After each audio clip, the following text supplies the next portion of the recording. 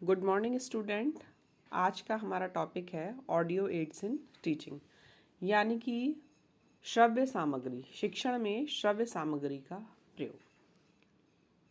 Audio ads का मतलब है कि जो भी एड्स का प्रयोग हम सुन के करते हैं वो ऑडियो एड्स कहलाते हैं, जैसे कि radio, tape recorder, gramophone, Linguaphone, audio cassette player, language laboratory, ये सब कहलाते हैं ऑडियो एड्स।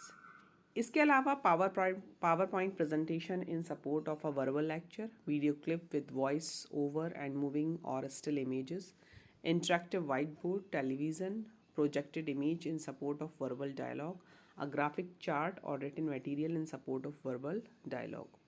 तो ये सारी चीज़ें मिलकर कहलाती हैं audio ads.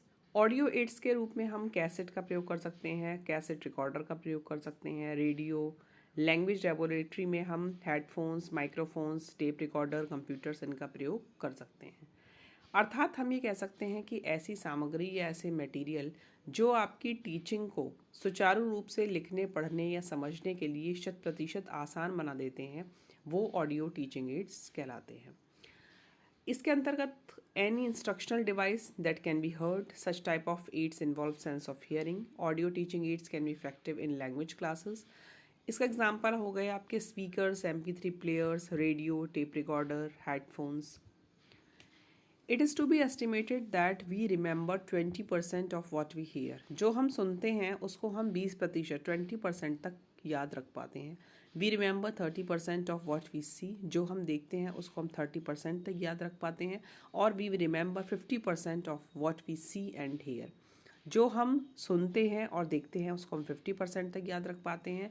And we remember 90% of what we say and do. जो हमने किया, जैसे आप प्रैक्टिकल करते हैं, साइंस में आप एक्सपेरिमेंट करते हैं, तो उसको हम 90% तक याद रख पाते हैं। आई हियर, आई फॉरगेट, मैं सुनता हूँ, मैं भूल जाता हूँ। आई सी, आई रिमेंबर, मैं देखता हूँ, मैं याद रख पाता हूँ। And I do, I understand, मैं करता हूँ और मैं समझ पाता हूँ।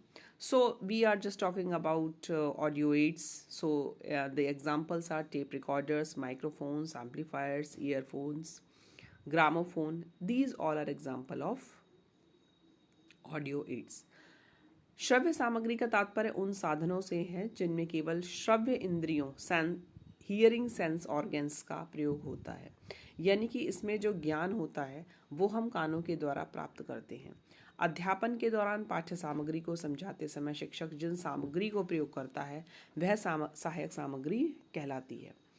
इन सामग्रियों से हम सीख सकते हैं, हमारा उत्साह जागृत होता है और जो हमने सीखा उसको हम लंबे समय तक याद रख सकते हैं। और इससे जो कक्षा का वातावरण होता है वो बहुत ही पॉजिटिव बना रहता है। एक